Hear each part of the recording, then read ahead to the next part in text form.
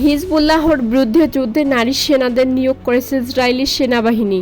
গত বছরের অক্টোবর থেকে তীব্র সীমান্ত সংঘর্ষের পর চলতি বছরের সেপ্টেম্বর থেকে স্থল অভিযান শুরু করেছে ইসরায়েল।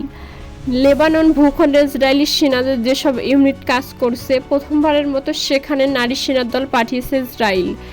সম্প্রতি ইসরায়েলি প্রতিরক্ষা বাহিনীর আইডিএফ প্রকাশিত ভিত্তিতেও নারী সেনা দলকে সাজোয়া গাড়িতে দক্ষিণ লেবাননে ঢুকতে দেখা গিয়েছে।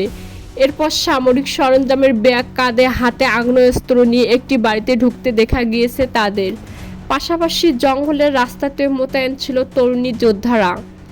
এই অভিযানের নাম দেওয়া হয়েছে অপারেশন দক্ষিণ লেবানন। এর অভিজ্ঞতা নিয়ে তেহিলা নামের 21 বছরের এক সেনা তরুণী দ্য জেরুজালেম পোস্টকে বলেন, আমরা হেঁটে সন্ত্রাসীদের এলাকায় ঢুকে তাদের চিহ্নিত করেছি। সেটা একটা রোমাঞ্চকর ব্যাপার ছিল। এটা কোনো গুপ্তচর বৃত্তি নয়। দলের সবাই হাতিয়ার নিয়ে গিয়েছিলাম। আইডিএফের 8 ব্যাটালিয়নে কর্পোরাল পদে রয়েছেন তেহিলা।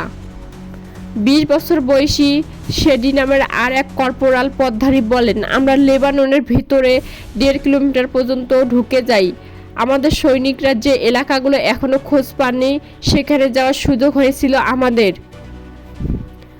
কর্পোরাল সেনি বলছেন, আমরা ট্রাক থেকে নির্গত আগুনের ছবি তুলেছিলাম। এরপর যুদ্ধক্ষেত্রে দাঁড়িয়ে সেগুলি বিশ্লেষণ করি। তখন শত্রুদের গতিবিধি অনেকটা স্পষ্ট হয়ে যায়। সেনি জানিয়েছেন, অব্যাহত হামলার মুখে বর্তমান শহর ছেড়ে হিজবুল্লাহ যোদ্ধারা লেবাননের গ্রামগুলোতে ঘাঁটি তৈরি করেছে। ইসরায়েলি সামরিক বাহিনী বলছে, হিজবুল্লাহর ট্যাঙ্ক, ধ্বংসকারী ক্ষেপণাস্ত্র লুকিয়ে রাখার জায়গা এবং তাদের একাধিক গুপ্ত আস্তানার সঠিক ঠিকানার খোঁজ পেয়েছে তাদের নারী দল। সেই মতো আক্রমণ চালাচ্ছে তারা। তাদের আরও দাবি, স্কুল, হাসপাতালের পাশাপাশি বহু সাধারণ নাগরিকের বাড়িতে হিজবুল্লাহ যোদ্ধারা ঘাঁটি গড়ে রয়েছে। ইসরায়েলের আইন অনুযায়ী দেশের নাগরিক প্রতিটি সেনা প্রশিক্ষণ নিতে হয়। সেনাবাহিনীতে চাকরি তো এখন বাধ্যতামূলক। যদিও এতদিনে নারীদের সেনা রিজার্ভে রাখার প্রথা ছিল, এবার তাদের সরাসরি রণাঙ্গনে পাঠানো বেনিয়ামিন নেতানিয়াহু সরকার। লেবাননের রাজধানী বৈরুত বিমানবন্দরের কাছে জাতিসংঘের অস্থায়ী বাহিনী ইউনিফিলের গাড়িবহরে হামলা রয়েছে। এতে এক বিদায়ী উপপ্রধান আহত হয়েছেন। কাতার ভিত্তিক সংবাদ মাধ্যম আল জাজিরার প্রতিবেদনে বলা হয়েছে, লেবাননের দায়িত্ব শেষে নেপালের উদ্দেশ্যে বৈরুত ত্যাগ করার সময় মেজর জেনারেল চক বাহাদুর ঢাকাল হামলার আহত হন।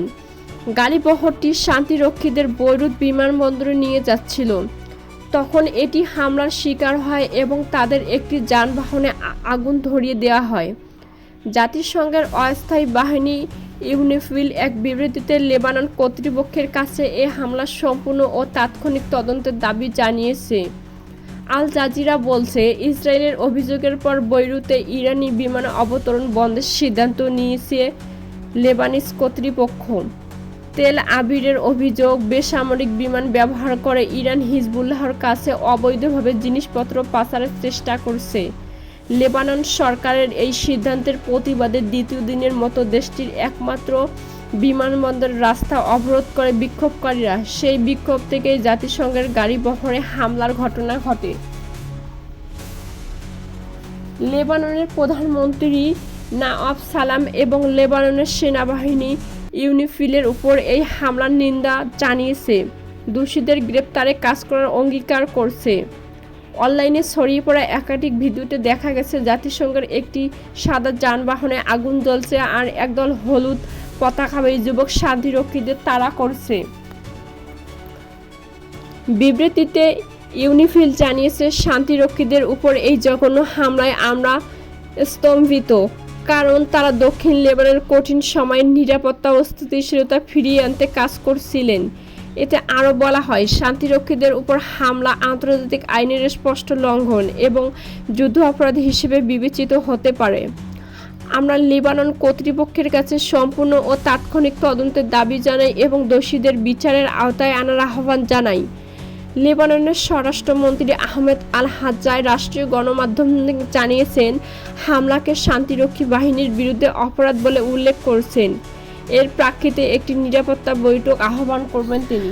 দক্ষিণ লেবাননে হামলা চালিয়েছে হিজবুল্লাহর আরেক শীর্ষ কমান্ডারকে হত্যার দাবি করেছে ইসরায়েলি সরকার। নিহত ওই কমান্ডারের নাম আব্বাস আহমেদ হামুদ। তিনি হিজবুল্লাহর বিমান বাহিনীর একজন শীর্ষ কমান্ডার ছিলেন।